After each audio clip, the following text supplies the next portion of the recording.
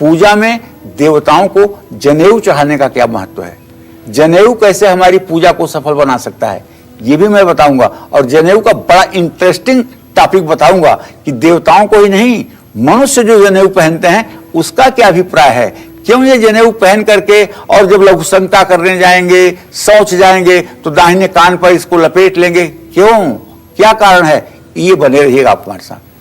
तो जरूर ये खास जानकारी कुछ ही पलों में जानिए, लेकिन उससे पहले पंडित जी, जैसे रेशमी कपड़े जिसकी हमने बात की, बाहर से हम खरीद के लाते हैं, एक तो ये जब देवताओं को धारण करवाते हैं कितने ऑथेंटिक हैं, क्या ये सही है पहनाना? दूसरा, क्या समय समय पर इसे बदलना भी चाहिए और कितने समय पर?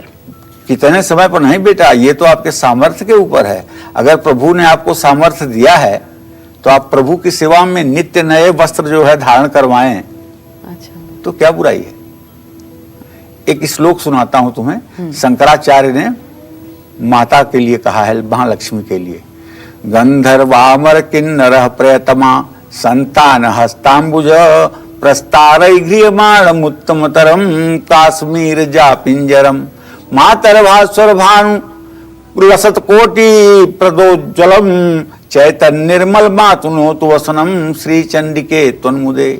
माता को जब वो कहते हैं कि माता आप गंगा की पवित्र धारा में स्नान कर लें और चंदन का लेप कर लें, उसके बाद फिर ध्यान आता है कि गंधर्वों की 16-16 साल की कन्याएं जो अति सुंदर हैं, अपने दोनों हाथों को फैला करके और केसर से रंगे हुए रेशमी वस्त्रों को लेकर के खड़ी रहती हैं।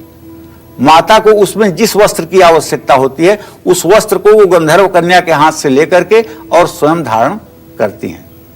अब यहां देखो, केसर से रंगे हुए वस्त्र की बहुत बड़ी उपयोगिता है। गंधर्वामर किन्नर प्रथमा संतान हस्तांबुज प्रस्तार गृहमाण उत्तमतरम काश्मीर जा पिंजरम मातर भास्वर भानुमंडल लसत कांति प्रदानोज्वलम चैतन्य निर्मल मातुनोत वसनम श्री चंडिके त्वन्मुदे। तो केसर से रंगे हुए कपड़े का महत्व है। और रोज आप एक नया कपड़ा अगर पहना सकते हैं, आपकी सामर्थ्य है, तो भाई आप तो वैकुंठ में रहने वाले हैं।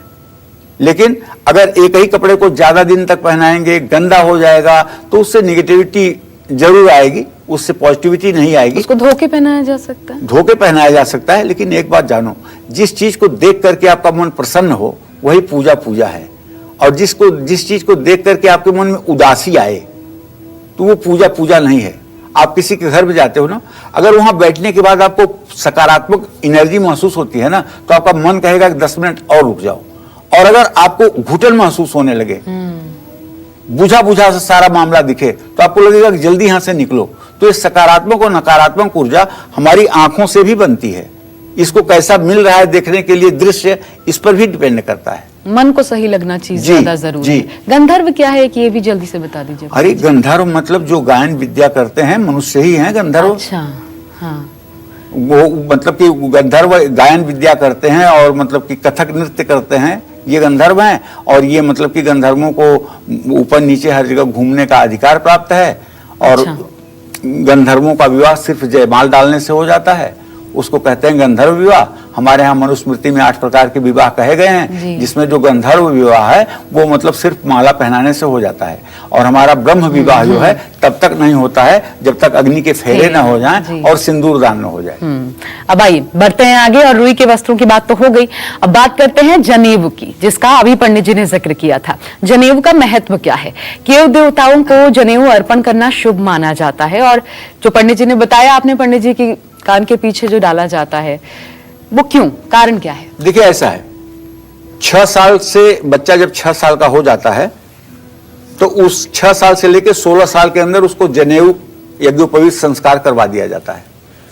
और यज्ञोपवीत संस्कार जब कराया जाता है तो उसकी जनेऊ जो होती है 96 चौवा की होती है।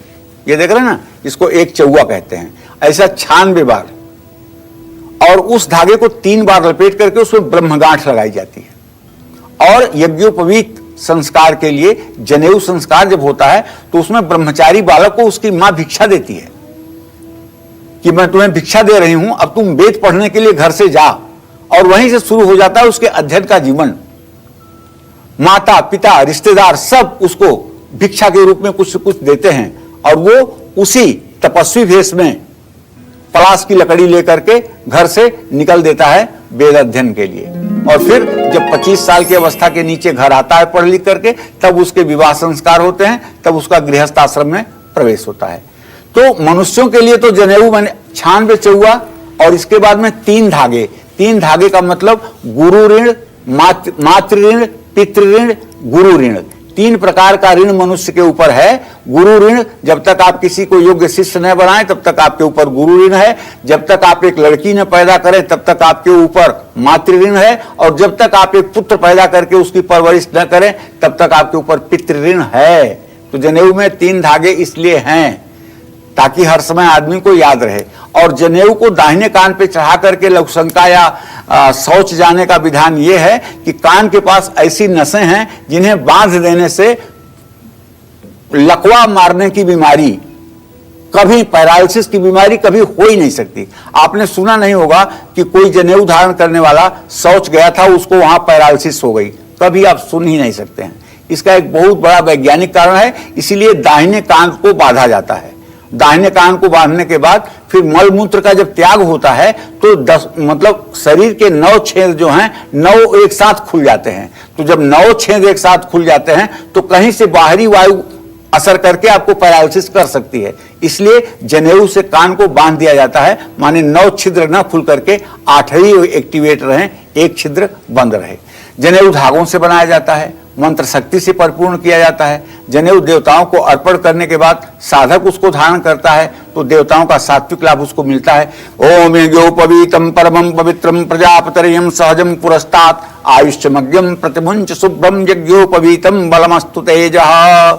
यज्ञोपवीतम समर्पयामि। यज्ञोपवीत दे करके 2 बार आचमनी भगवान की करनी चाहिए, या स्वयं अपनी अगर खुद धारण कर रहे हैं तो स्वयं भी 2 बार आचमन जरूर करना चाहिए। उसके बाद हाथ धो करके तभी पूजन को आगे बढ़ाना चाहिए।